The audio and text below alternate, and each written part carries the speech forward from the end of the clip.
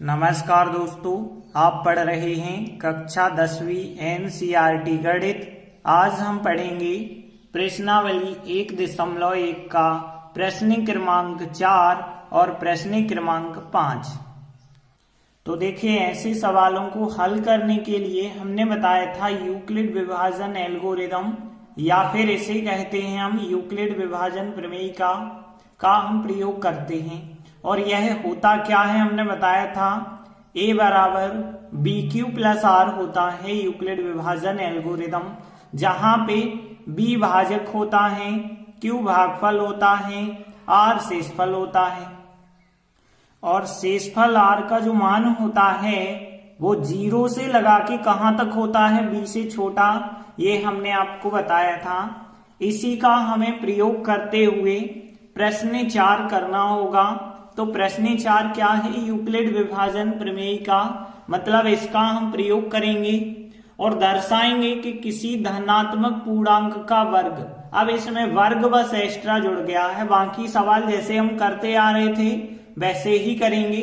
तो कैसे करेंगे, सबसे पहली चीज मान के चलते हैं कि स्मॉल a कोई धनात्मक पूर्णांक है और भाजक जो b है वो 3m यहां दिख रहा है।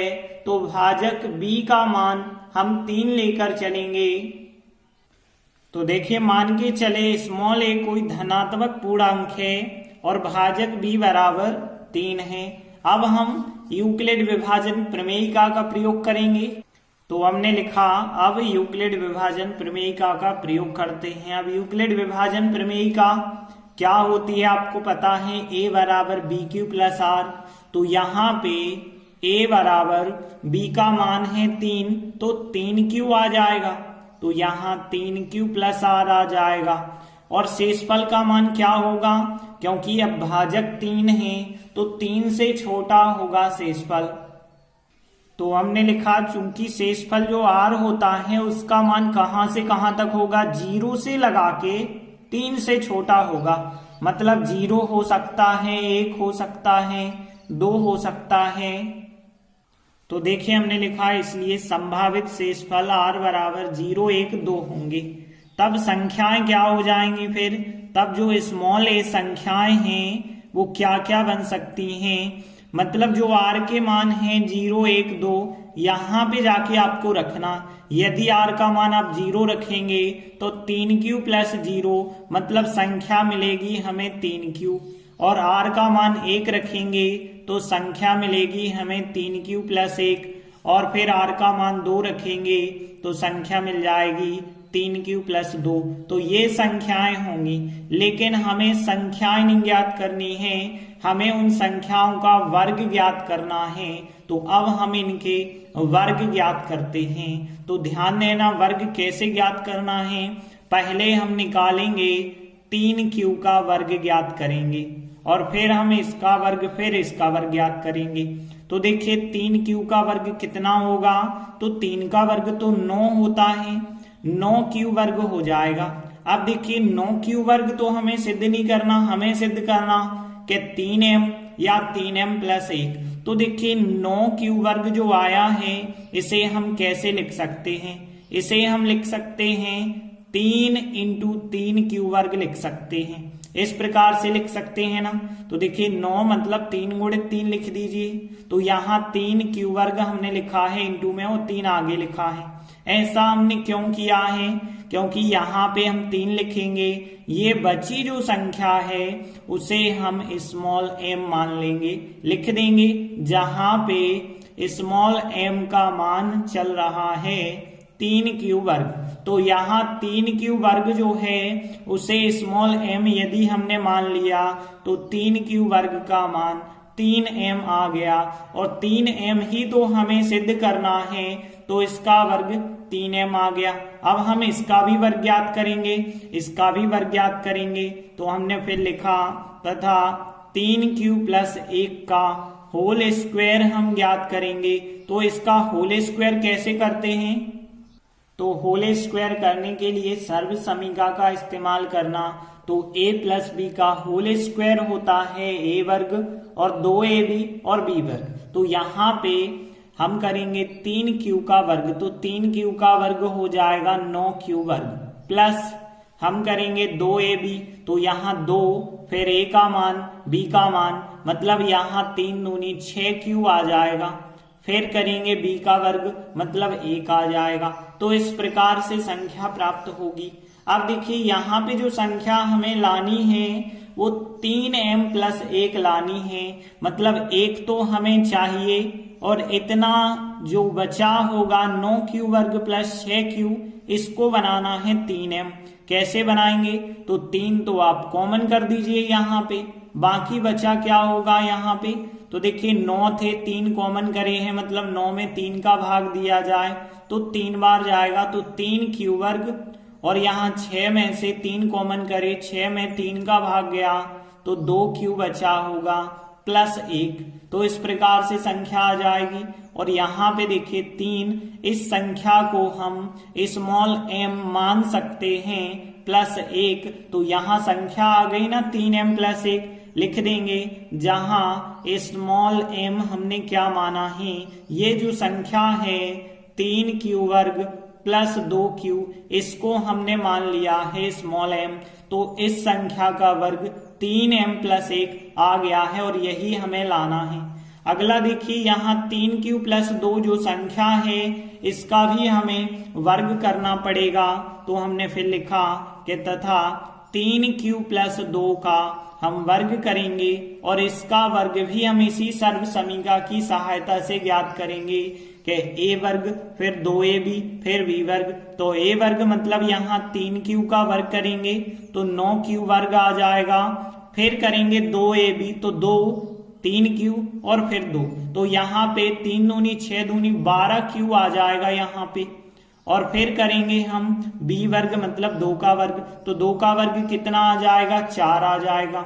अब ध्यान देना कि हमें जो सिद्ध करना है वो क्या सिद्ध करना है कि 3m या 3m प्लस 1 के रूप का होता है, मतलब या तो 3m उत्तर आना चाहिए या तो 3m प्लस 1 आना चाहिए। तो देखिए यहाँ पे क्या उत्तर हम ला सकते हैं। यदि हम देखें तो इन दो संख्याओं में से तो कॉमन आ रहा है, लेकिन बच जाएगा 4। हमें 4 तो बचाना नहीं है क्योंकि 3m प्लस 4 तो सिद्ध करना नहीं है, तो हम इस 4 के 2 भाग कर देते हैं। पहले क्या क्या 2 भाग कर देंगे? 3 प्लस 1 लिख देंगे इस 4 को। 3 प्लस 1 क्यों लिखा? क्योंकि हम इतनी संख्या 3m बना लेंगे और ये बन जाएगा प्लस 1, तो 3m प्लस 1 सिद्ध कर देंगे। फिर अब देखिए यहां से इन 3 संख्याओं में से हम 3 कॉमन ले लेते हैं, तो यहाँ पे 3q वर्ग बचा होगा, 12 में से 3 कॉमन मतलब 12 में 3 का भाग 4 बार जाएगा 4q, और 3 में से 3 कॉमन मतलब 1 बचा होगा और यहाँ चल रहा है प्लस 1। तो इन 3 संख्याओं में से 3 कॉमन ले लिया गया है। क्यों लिया गया है? क्योंकि 3 ये संख्या जो है वो स्मॉल m मानी जा सकती है, प्लस 1 वैसे का वैसा ही लिख देना। तो यहाँ पे हम कारण भी बता देते हैं, जहां स्मॉल m का मान है 3q वर्ग प्लस 4q प्लस 1, ये हो जाएगा स्मॉल m का मान। तो देखिए यहाँ पे भी संख्या आ गई 3m प्लस 1। तो देखिए जो हमारी 3 संख्याएं थी उनके वर्ग किए तो या तो उत्तर 3m आया या तो 3m प्लस 1 आ रहा है। और देखिए यही हमें सिद्ध करना था कि किसी धनात्मक पूर्णांक का वर्ग किसी पूर्णांक m के लिए 3m होता है या 3m प्लस 1 के रूप का होता है। तो यही हमारा सवाल सिद्ध हो जाता है। चाहे तो हम अंत में लिख सकते हैं, अतः किसी धनात्मक पूर्णांक का वर्ग किसी पूर्णांक m के लिए 3m या 3m प्लस 1 के रूप का होता है। इति सिद्धम मतलब यही सिद्ध करना है। इसके बाद अगला क्वेश्चन 5वां देखते हैं। यूक्लिड विभाजन प्रमेयिका का प्रयोग करके दर्शाना है मतलब सिद्ध करना है किसी धनात्मक पूर्णांक का घन। इस बार घन कहा है, पिछले में वर्ग कहा था तो हमने वर्ग किया था, लेकिन यहाँ घन कहा गया है मतलब अब हमें घन करना पड़ेगा। और वो घन 9m प्लस 1 या फिर 9m प्लस 8 के रूप का होता है, इतना हमें सिद्ध करना है। तो देखिए सबसे पहले तो हम धनात्मक पूर्णांक को मान के चलेंगे स्मॉल a, और भाजक की बात करें तो यहाँ पे ध्यान देना, यहाँ 9m है, तो भाजक का मान हम 9 ले सकते हैं, लेकिन 9 लेने में आपको बहुत कठिनाई का सामना करना पड़ेगा। क्यों? क्योंकि यदि आप भाजक 9 लेंगे तो शेषफल का मान 0 आएगा, 1 2 3 4 5 6 7 8 तक आएगा, और 8 तक आप निकालेंगे तो r बराबर 0 रखना होगा, 1 2 3 4 5 6 7 8, और सबके फिर घन भी ज्ञात करने होंगे। मतलब आपको सवाल बहुत ज्यादा लंबा नहीं खींचना है, आपको बहुत अच्छे से बहुत शॉर्ट में करना है। तो कैसे करेंगे? यहाँ पे हम 9 नहीं लेंगे भाजक हम 3 लेके कर सकते हैं। तो देखिए हम मान के चले स्मॉल a कोई धनात्मक पूर्णांक है और भाजक b बराबर 3 है। अब देखिए भाजक b 3 क्यों लिया, आपके मन में एक क्वेश्चन उठता होगा।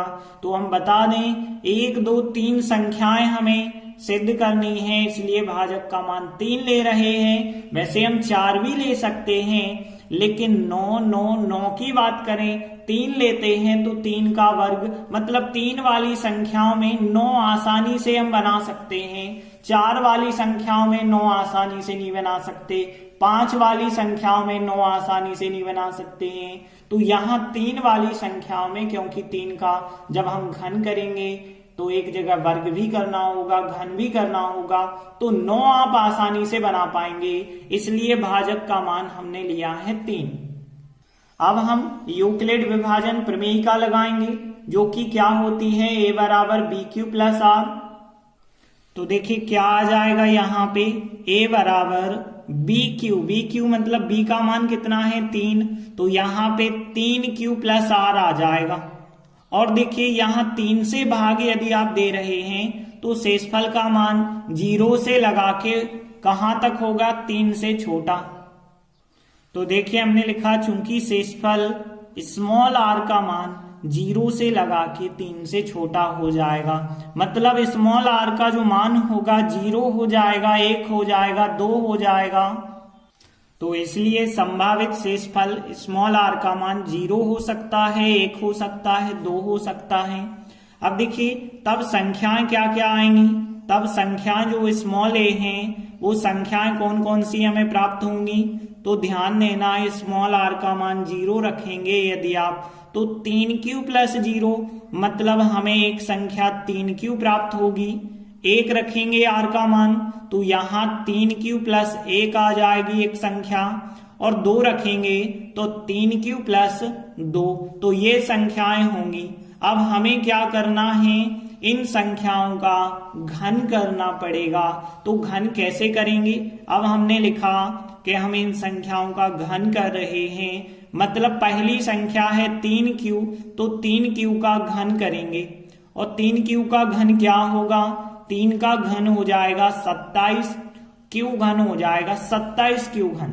अब देखिए जो हमें सिद्ध करना है वो 9m सिद्ध करना है, तो यहां पे इसे हम क्या करेंगे कि 9 लिख देंगे आगे, बाकी बचा होगा 3, क्योंकि ये 9 3 27 होता है ना, 9 इंटू 3 लिख दीजिए, तो यहाँ पे 9 3q घन लिख दिया। ऐसा हमने क्यों किया है, क्योंकि यहाँ पे 9 लिख दो और ये वाली संख्या स्मॉल m मान लो, यहाँ पे लिख दें आप पीछे कि जहां पे हमने स्मॉल m का मान ले लिया है 3q घन, तो यहाँ पे इस संख्या का घन 9m प्राप्त हो चुका है। अब हम निकालेंगे 3q प्लस 1 का घन, तो हमने लिखा तथा 3q प्लस 1 का घन अब हमें निकालना पड़ेगा। तो देखिए घन ज्ञात करने के लिए हमें घन वाली सर्वसमीका पता होनी चाहिए। घन वाली सर्वसमीका क्या होती है, a प्लस बी का होल घन बराबर a घन प्लस 3a वर्ग b प्लस 3ab वर्ग प्लस b का घन होती है। तो इसका यदि आप घन ज्ञात करेंगे तो कैसे होगा इसका घन, तो देखिए यहाँ पे 3q का घन a घन आएगा, फिर यहाँ 3 आएगा, फिर a वर्ग आ जाएगा, a वर्ग मतलब 3q का वर्ग, फिर इंटू b आएगा, फिर यहाँ 3 आएगा, a आ जाएगा और फिर यहाँ पे b का वर्ग आ जाएगा, फिर b का घन आ जाएगा। तो इस प्रकार से संख्या आएगी। और आगे देखिए आप सॉल्व करेंगे तो यहाँ पे 27 क्यू घन हो जाएगा और यहाँ पे देखिए 3 का वर्ग किया तो 9 क्यू वर्ग हो जाएंगे। तो यहाँ पे 3 का वर्ग किया है 9 क्यू वर्ग हो गए, इंटू 1 लिखा, यहाँ 3 क्यू लिखा और 1 का वर्ग किया है तो 1 ही हो गया है और 1 का घन 1 हो गया है। आगे देखिए आप सॉल्व करेंगे 27 क्यू घन और यहाँ पे 3 नाम 27 फिर हो गए, 27 क्यू वर्ग और 3 त्रिका 9 क्यू हो गए और प्लस यहाँ पे 1। तो इस प्रकार से हमने होल घन कर लिया है। अब देखिए हमें सिद्ध करना है 9m प्लस 1। तो यहाँ पे कैसे हम सिद्ध करेंगे? देखिए इतनी संख्या हम 9m बना लेंगे और प्लस 1 है ही, तो यहाँ पे 9 कॉमन निकाल दो, बाकी प्लस 1 है ही आपके पास। तो देखिए यहाँ से 9 कॉमन निकालेंगे तो 9 3 27, 3 क्यू घन आ जाएगा, यहाँ पे 3 क्यू वर्ग आ जाएगा और 9 कॉमन निकालेंगे तो केवल बचा होगा क्यू। अब देखिए यहाँ पे 9 तो आ गए, ये वाली संख्या स्मॉल m मान लीजिए प्लस 1, तो यहाँ पे आ गया ना 9m प्लस 1, लिख देना यहाँ बगल में, जहां पे स्मॉल m का मान क्या है 3 क्यू घन 3 क्यू वर्ग प्लस क्यू है। तो ये चल रहा है स्मॉल m का मान, तो इस संख्या का घन किया है 9m प्लस 1 आ गया। अब हमें 3 क्यू प्लस 2 का घन करना होगा। तो देखिए 3 क्यू प्लस 2 का होल घन करते हैं। घन वाली सर्व समीका हमें यही फिर लगानी पड़ेगी, a घन 3a वर्ग भी 3ab वर्ग प्लस b घन। तो यहाँ पे देखिए हम a का मान 3 क्यू रखेंगे, b का मान 2 रखेंगे। तो यहाँ पे पहले करना है हमें a का घन, फिर करना है 3 a का वर्ग करना है और b लिखना है, फिर हमें 3 a लिखना है और b का वर्ग करना है, मतलब 2 का वर्ग करेंगे, फिर बाद में लास्ट में b का घन करना है हमें। तो देखिए इस प्रकार से हमने सर्व समीका के हिसाब से जमा दिया। अब यहाँ पे 3 का घन 27 क्यू घन हो जाएगा, यहाँ पे 3 पहले हमने वर्ग कर दिया तो यहाँ 9 क्यू वर्ग इंटू 2 है, जो संख्या है उसे आप लिखते चलिए 3 क्यू और यहाँ पे 2 का वर्ग 4 और यहाँ पे 2 का घन 8 हो जाएगा। आगे आप सॉल्व करेंगे तो यहाँ पे तो 27 क्यू घन ही रहेगा। यहाँ पे देखिए यदि हम देखें तो 3 नाम 27, 27 दूनी 54 हो जाएगा, तो 54 क्यू वर्ग हो जाएगा। और यहाँ पे देखिए 3 त्रिका 9 चौके 36, तो यहाँ पे 36 क्यू हो जाएगा प्लस 8।